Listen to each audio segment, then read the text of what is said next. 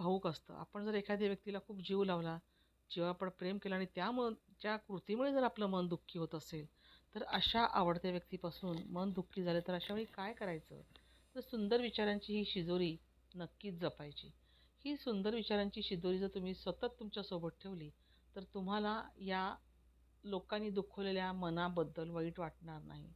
त्याला तुम्ही सहज समजून घेऊ शकाल. पहा, गरजेच्या वेळी सुकलेल्या ओठातनं नेहमीच गोड शब्द बाहेर पडतात. पण एकदा का तहान भागली, की मग पाण्याची चव आणि माणसाच्या नियत दोन्ही बदलतात आणि म्हणूनच